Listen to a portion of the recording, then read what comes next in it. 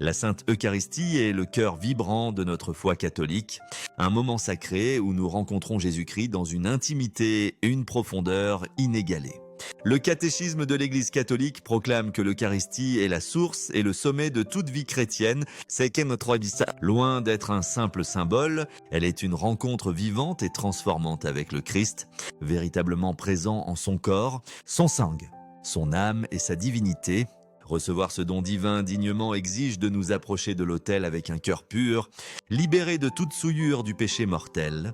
Saint Paul, dans 1 Corinthiens 11, 27-29. Nous met en garde avec gravité. Celui qui mange le pain ou boit la coupe du Seigneur indignement se rend coupable de profaner le corps et le sang du Seigneur. Le péché mortel brise notre lien avec Dieu et avant de recevoir la Sainte Communion, il nous faut chercher la réconciliation à travers le sacrement du pardon. Dans cette vidéo, nous allons explorer 15 péchés graves que tout catholique doit confesser avant de s'approcher de la table du Seigneur, afin de recevoir l'Eucharistie avec la révérence, la pureté et l'amour qu'elle exige. Avant de plonger dans ce sujet sacré, prenez un moment pour vous abonner à notre chaîne. Vous y trouverez des contenus catholiques inspirants, des prières, des enseignements et des réflexions pour nourrir votre chemin de foi. Que Dieu vous bénisse abondamment alors que nous entreprenons cette méditation et apprenons à préparer nos cœurs pour le don suprême que le Christ nous a offert, lui-même dans l'Eucharistie. Manquez la messe dominicale et les jours d'obligation. Le troisième commandement nous ordonne de sanctifier le jour du Seigneur. Exode Adventio. Pour nous, catholiques, cela signifie participer à la messe chaque dimanche et lors des jours de fête d'obligation, tels que Noël, l'Assomption de Marie ou la Toussaint. L'Église nous enseigne que la messe n'est pas une option, mais une exigence divine pour rendre gloire à Dieu et nous unir au sacrifice eucharistique où nous communions avec le Christ et l'ensemble de l'Église, sur terre et dans les cieux. Choisir de ne pas assister à la messe sans une raison grave comme une maladie sérieuse, le soin d'un proche malade ou une urgence imprévisible, telle qu'une tempête ou une catastrophe naturelle, constitue un péché mortel. L'Eucharistie est le centre de notre adoration. Le moment où nous accueillons le Christ en personne, qui nous fortifie par sa grâce et nous attire dans une communion plus profonde avec lui. Saint Jean-Paul II, dans sa lettre apostolique Dominica Senae, écrivait « L'Eucharistie dominicale n'est pas une contrainte, mais une joie, non une charge, mais un privilège. Cette vérité nous invite à voir la messe comme un rendez-vous d'amour avec notre Sauveur. » Si nous avons négligé cette obligation sacrée, confessons ce péché avant de nous approcher de l'autel, en implorant Dieu de raviver en nous l'amour pour la messe et la soif d'adorer avec tout notre être. Immoralité sexuelle, incluante fornication, adultère et pornographie, les péchés de la chair sont des offenses graves, car ils trahissent le dessein magnifique de Dieu pour la sexualité humaine, conçue pour être une expression sacrée de l'amour dans l'alliance du mariage, ouverte à la vie et au don total de soi. Cette catégorie englobe les relations sexuelles avant le mariage, l'adultère, la masturbation, la consommation de pornographie, les actes homosexuels, ainsi que toute atteinte à la chasteté, comme les pensées impures ou les conversations licencieuses. Saint Paul nous avertit dans 1 Corinthiens 6, 18, 20. Fuyez l'immoralité sexuelle. Tout autre péché qu'une personne commet est extérieur au corps. Mais celui qui pêche sexuellement pêche contre son propre corps. Ne savez-vous pas que votre corps est un temple du Saint-Esprit? Ces péchés non seulement rompent notre lien avec Dieu, mais blessent aussi notre dignité et celle des autres, semant souvent des relations brisées, de la honte et un vide spirituel. Vivre chastement dans une société hypersexualisée est un défi.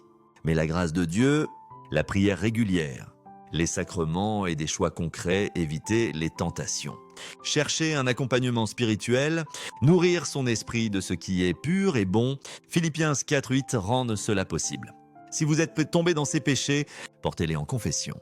Implorez la miséricorde divine et engagez-vous à poursuivre la pureté avec l'aide de Dieu, en confiance qu'il peut guérir et restaurer ce qui a été brisé. La chasteté est une voie de liberté et d'amour authentique. Utilisation de contraceptifs. L'Église enseigne que chaque acte conjugal doit rester ouvert au don de la vie, comme l'a proclamé le pape Paul VI dans Humanae Vitae, recourir à des contraceptifs artificiels pilules, préservatifs. Stérilet ou stérilisation, comme la vasectomie ou la ligature des trompes pour empêcher une grossesse, est un péché grave, car cela sépare les dimensions unitives et procréatives du mariage, contredisant le plan de Dieu pour l'amour conjugal. Le mariage est une alliance sacrée et l'acte conjugal est conçu comme un don total de soi, incluant la possibilité d'une nouvelle vie. Les couples ayant utilisé des contraceptifs doivent confesser ce péché et chercher la grâce pour aligner leur union sur le dessein divin. L'Église propose la planification familiale naturelle, PFN, une méthode moralement acceptable pour espacer les naissances de manière responsable tout en restant ouvert à la vie. La PFN respecte les rythmes naturels du corps, renforce la communication et le respect mutuel entre époux et invite à faire confiance à la providence de Dieu. Beaucoup de couples qui adoptent la PFN témoignent d'une union plus profonde et d'un émerveillement renouvelé face au don de la fertilité. Le plan de Dieu pour le mariage est d'une beauté saisissante et par la confession, les couples trouvent de guérison. Un engagement renouvelé et la grâce de vivre ce plan avec joie et fidélité, avortement et participation à l'avortement. L'avortement est l'un des péchés les plus graves car il viole directement le 5e commandement. Tu ne tueras point. Exode 23:13. Chaque enfant à naître est créé à l'image et à la ressemblance de Dieu. Une personne unique dotée d'une âme éternelle. Prendre intentionnellement une vie humaine innocente est une offense profonde contre Dieu et la dignité humaine. Ce péché inclut non seulement l'acte d'avorter, mais aussi encourager ou contraindre une personne à avorter, financer des services d'avortement, travailler dans un centre pratiquant des avortements ou soutenir des politiques favorisant l'avortement. Comme voter pour des candidats qui privilégient l'accès à l'avortement au détriment de la vie. L'Église défend avec fermeté la vie de la conception à la mort naturelle, tout en offrant une miséricorde infinie à ceux impliqués dans l'avortement. Des ministères comme Projet Rachel et Vigne de Rachel proposent des retraites, du conseil et un accompagnement spirituel pour guérir les blessures de l'avortement. Si vous avez été impliqué dans ce péché, portez-le en confession. La miséricorde de Dieu surpasse tout péché et il aspire à vous restaurer dans sa grâce, à guérir votre cœur et à vous offrir une paix profonde. Le Christ est toujours prêt à accueillir ceux qui reviennent à lui. Haine, colère et refus de pardonner. Jésus nous enseigne dans Matthieu 5:22 que nourrir de la colère contre un frère ou une sœur nous rend passibles de jugement, dans Matthieu 6:14-15. Il ajoute « Si vous pardonnez aux autres leurs offenses, votre Père céleste vous pardonnera aussi. Mais si vous ne pardonnez pas, votre Père ne vous pardonnera pas non plus. » S'accrocher à la haine, à un ressentiment profond ou refuser de pardonner est un péché grave, car cela contredit le commandement d'aimer Dieu et son prochain. Le refus de pardonner endurcit nos cœurs, nous coupe de la grâce divine et nous empêche de recevoir l'Eucharistie dignement. Avant de vous approcher de l'autel, sondez votre cœur. Portez-vous une rancune contre un proche, un ami ou un collègue? Refusez-vous de pardonner à quelqu'un qui vous a blessé, peut-être par une trahison, un abus ou une injustice? Pardonner ne signifie pas nier la douleur ou excuser le mal, mais confier la justice à Dieu, libérer la colère et choisir la paix. Demandez au Seigneur la force de pardonner, même si cela prend du temps. Sainte Maria Goretti, qui pardonna à son agresseur sur son lit de mort, nous montre que le pardon peut transformer les ténèbres en lumière. Si le refus de pardonner a pris racine en vous, confessez ce péché et implorez la grâce de Dieu pour guérir et réconcilier votre cœur. Vol et tricherie.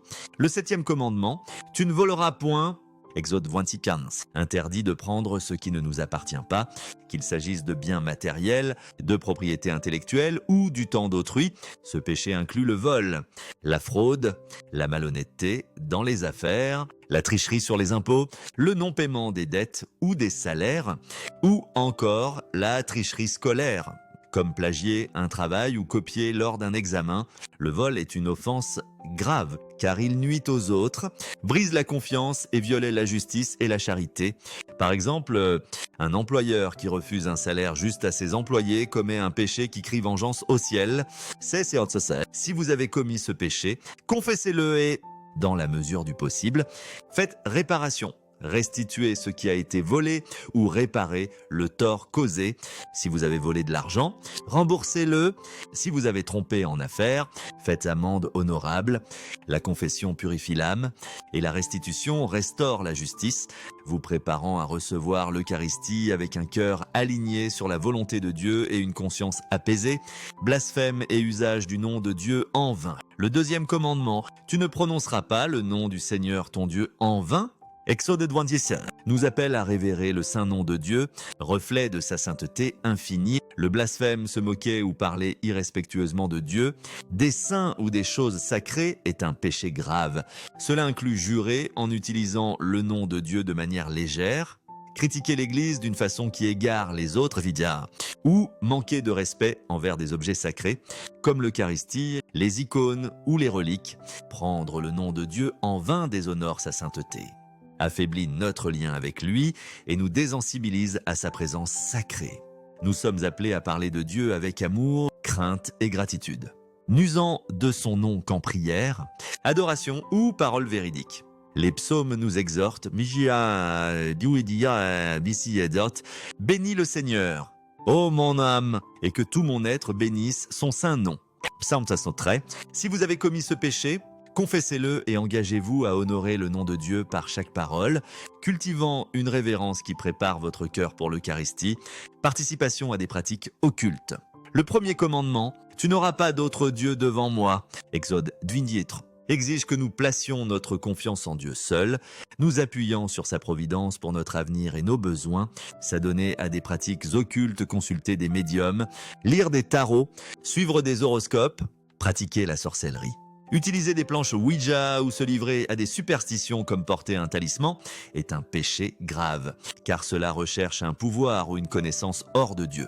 Ces pratiques peuvent ouvrir la porte à des dommages spirituels, inviter des influences démoniaques et nous détourner de la vraie foi. Le catéchisme, c'est ça, met en garde. Toutes formes de divination ou de magie doivent être rejetées, car elles dissimulent un désir de dominer le temps, l'histoire et autrui. Les catholiques sont appelés à se fier au plan de Dieu, cherchant sa guidance dans la prière, les Écritures et les sacrements. Si vous avez été impliqué dans l'occultisme, confessez ce péché, renoncez à ces pratiques, détruisez tout objet associé et tournez-vous vers Dieu de tout cœur en lui demandant protection et paix. Abus de substances et addiction. L'abus d'alcool, de drogue ou de toute substance altérant le jugement ou nuisant au corps viole le 5e commandement. Car il met en danger notre santé, celle des autres et notre capacité à vivre selon la volonté de Dieu. Le catéchisme, c'est enseigne que l'usage de drogue, sauf à des fins thérapeutiques, est une offense grave, car il compromet la dignité et la liberté humaine. Cet abus devient encore plus sérieux lorsqu'il entraîne d'autres péchés, comme négliger ses responsabilités, blesser des proches ou mettre des vies en danger, penser à conduire en état d'ivresse ou à abandonner sa famille à cause d'une addiction. Bien que l'addiction soit une lutte complexe mêlant facteurs psychologiques et physiologiques, elle n'efface pas la responsabilité personnelle. L'Église encourage ceux qui souffrent d'addiction à se confesser, à chercher une aide professionnelle et à rejoindre des programmes comme les alcooliques anonymes ou les narcotiques anonymes, tout en s'appuyant sur la prière, les sacrements et la communauté. Saint Maximilien Kolbe, qui surmonta la maladie sans céder au désespoir, nous inspire à chercher la grâce de Dieu dans nos faiblesses. Si vous luttez contre l'abus de substances, portez-le en confession et demandez la grâce de guérir, de retrouver la maîtrise de soi et de reconstruire votre vie avec l'aide divine. Négligence grave des responsabilités familiales, la famille et l'église domestique, un sanctuaire où l'amour, la foi et la vertu s'épanouissent. Négliger ses devoirs de parents, d'époux ou d'enfants est un péché grave, car cela viole le 4e commandement. Honore ton père, les stammer. Exode 27. Le catéchisme, c'est biodanda, étend ce commandement à toutes les relations familiales, soulignant notre devoir de prendre soin les uns des autres. Un parent qui ne pourvoit pas aux besoins essentiels de son enfant, nourriture, logement, éducation, guidance spirituelle commet une faute grave. Un époux infidèle abusif ou négligent pêche contre le sacrement du mariage. Reflet de l'amour du Christ pour l'Église, un enfant qui manque de respect, désobéit ou abandonne ses parents sans juste cause, surtout en refusant de les soutenir dans leur vieillesse, transgresse ce commandement. Dieu nous appelle à aimer et protéger ceux qui nous sont confiés, en faisant de notre foyer un lieu de foi et de charité. Si vous avez négligé vos responsabilités familiales, confessez ce péché. Réparez le tort peut-être en passant plus de temps avec vos enfants ou en demandant pardon à votre conjoint et implorez la grâce de remplir votre rôle avec amour et fidélité. Envie et jalousie menant à des actes graves, l'envie, l'un des 7 péchés capitaux, et le ressentiment face au bonheur d'autrui et devient un péché mortel lorsqu'elle cause un tort grave. Saint Thomas d'Aquin la qualifie de péché contre la charité, car elle s'oppose à l'amour de Dieu et du prochain, nous focalisant sur ce qui nous manque plutôt que sur les bénédictions divines. Si l'envie vous pousse à calomnier pour détruire une réputation, à saboter un succès professionnel, à voler des opportunités ou à nuire physiquement ou émotionnellement, c'est une offense grave. Galatée 5, Nino de Vintillon avertit que ceux qui pratiquent l'envie et la jalousie n'hériteront pas du royaume de Dieu. Une envie chronique détruit les relations, nourrit la haine et nous éloigne de la sainteté. L'histoire de Caïn, envieux d'Abel au point de le tuer. Genèse 4.5 illustre les dangers d'une envie non maîtrisée. Si l'envie vous a conduit à un tort grave, confessez ce péché, réparez le mal par des amants et priez pour que Dieu remplisse votre cœur de gratitude et d'amour, vous permettant de célébrer le bonheur des autres comme le vôtre. Manque de défense de la foi. Apostasie ou hérésie. En tant que catholiques, nous sommes appelés à tenir ferme dans notre foi et à témoigner du Christ par nos paroles et nos actes. Même face à l'opposition, l'apostasie abandonne au total de la foi chrétienne est un péché grave qui rompt notre lien avec Dieu et l'Église. L'hérésie, rejet volontaire des doctrines fondamentales, comme la présence réelle du Christ dans l'Eucharistie. La divinité de Jésus ou l'autorité du pape est tout aussi sérieuse car elle sape la vérité confiée à l'Église, les scandales, où nos actions ou paroles incitent autrui à douter ou à s'éloigner de la foi, est une autre faute grave. Par exemple, défendre publiquement des positions contraires à l'enseignement de l'Église, comme le mariage homosexuel ou l'avortement, ou vivre de manière à faire trébucher les autres, comme cohabiter hors mariage tout en se disant catholique fervent, nécessite une confession. Le catéchisme nous rappelle que nous sommes des témoins du Christ, appelés à vivre pour attirer les autres à lui. Saint Pierre, qui renia le Christ mais se repentit pour devenir un pilier de l'Église, nous montre qu'un retour à Dieu est possible après un échec grave. Si vous avez compromis votre foi ou égaré autrui, cherchez le pardon dans la réconciliation et engagez-vous à vivre comme un disciple fidèle. Proclamant la vérité avec amour, refus délibéré d'aider les pauvres et les nécessiteux. Jésus enseigne dans Matthieu 25:40. Ce que vous avez fait à l'un de ces plus petits de mes frères, c'est à moi que vous l'avez fait. Ignorez délibérément les besoins des pauvres, des affamés, des sans-abri ou des marginalisés est un péché grave, car cela violait le commandement d'aimer son prochain comme soi-même. Le catéchisme, c'est insister sur les œuvres de miséricorde corporelle, nourrir les affamés, vêtir les nus, visiter les malades, accueillir les sans-abri comme essentiel à la vie chrétienne, refuser d'aider par égoïsme ou indifférence, surtout lorsque nous en avons les moyens, est une faute sérieuse. Par exemple, ne pas donner à une banque alimentaire en vivant dans l'abondance ou ignorer un mendiant alors que nous avons de l'argent constitue un péché à confesser. Saint Martin de Tours, qui partagea son manteau avec un pauvre et vit le Christ le portant en vision, nous rappelle que la charité est un acte d'amour pour Jésus. Confessez ce péché, réparé par des actes concrets, bénévolat dans un refuge, don à une cause juste et priez pour que Dieu ouvre votre cœur à la souffrance d'autrui, faisant de vous un instrument de sa miséricorde. Médisance, calomnier et faux témoignage, le 8e commandement. Tu ne porteras pas de faux témoignages contre ton prochain. Exode 26.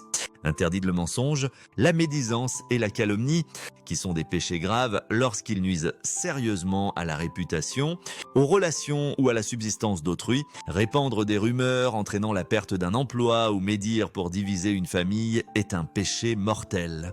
Proverbe 6, 19. liste le faux témoin parmi ceux que Dieu déteste et Jacques 23.6 compare la langue à un feu destructeur, même minime. La médisance habituelle ronge la confiance, blesse la charité et divise le corps du Christ. Saint Jean de Bosque, qui guidait les jeunes vers la sainteté, leur enseignait à parler avec bonté ou à se taire. Si vous avez médit ou calomnié, confessez ce péché. Réparez le tort en corrigeant les faussetés, peut-être en rétractant publiquement ou en vous excusant, et engagez-vous à parler avec vérité et amour. Édifiant autrui par vos paroles, idolâtrie et matérialisme. Le premier commandement met aussi en garde contre l'idolâtrie, qui consiste à placer quoi que ce soit au-dessus de Dieu, argent, pouvoir, carrière, possession ou relation. Le matérialisme, obsession pour la richesse ou le statut au détriment de notre relation avec Dieu est un péché grave. Jésus avertit dans Matthieu 6,24 « Vous ne pouvez servir à la fois Dieu et l'argent. Si la quête de biens matériels vous a conduit à négliger la prière, la charité ou votre famille, ou à faire confiance à la richesse plutôt qu'à Dieu, confessez ce péché. Travaillez excessivement pour un mode de vie luxueux en ignorant vos proches ou accumuler des richesses au lieu de partager est une forme d'idolâtrie. Le jeune homme riche, Matthieu 19,16 s'éloigna triste, mais incapable de lâcher ses possessions pour suivre Jésus, nous rappelant le danger de l'attachement matériel. Examinez vos priorités. Dieu est-il vraiment premier? Confessez ce péché et priez pour chercher d'abord son royaume. Matthieu 6,33. En confiance qu'il pourvoira à vos besoins. Le sacrement de la réconciliation est un don immense, institué par Jésus lorsqu'il dit aux apôtres « Recevez l'Esprit Saint, ceux à qui vous pardonnerez les péchés. » Ils leur seront pardonnés. Jean 28. La confession restaure notre lien avec Dieu, purifie notre âme et nous prépare à recevoir l'Eucharistie dignement. Le pape François nous rappelle, Dieu ne se lasse jamais de pardonner, c'est nous qui nous lassons de demander sa miséricorde. Si vous avez commis un péché mortel, ne tardez pas, courez à la confession. Même si la honte ou la peur vous retient. Le prêtre, agissant en la personne du Christ, offre la miséricorde, non le jugement. Pour vous préparer, examinez votre conscience à la lumière des 10 commandements, des béatitudes et des enseignements de l'Église. Soyez sincèrement repentants. Par amour pour Dieu ou par crainte des conséquences, confessez tous les péchés mortels avec honnêteté et précision, accomplissez la pénitence assignée avec gratitude et engagez-vous à éviter le péché en identifiant les tentations et en cherchant un soutien spirituel. Recevoir l'Eucharistie en état de grâce est une expérience extraordinaire. Nous sommes unis au Christ d'une manière qui transcende notre compréhension, nourris spirituellement et rapprochés de la promesse du ciel. C'est un privilège qui exige un cœur pur. Sainte Tarcisius, martyr pour protéger l'Eucharistie, et Sainte Claire d'Assise, qui l'a brandie pour sauver son couvent, nous appellent à l'approcher avec révérence. En confessant nos péchés, nous nous présentons à l'autel avec humilité, prêts à rencontrer Jésus dans le Saint-Sacrement, qui nous transforme en saints. Si vous n'êtes pas allé à confesse depuis longtemps, c'est le moment de revenir. La miséricorde de Dieu est infinie et la réconciliation apporte guérison et paix. Ne laissez pas la peur vous arrêter, la joie du pardon surpasse tout.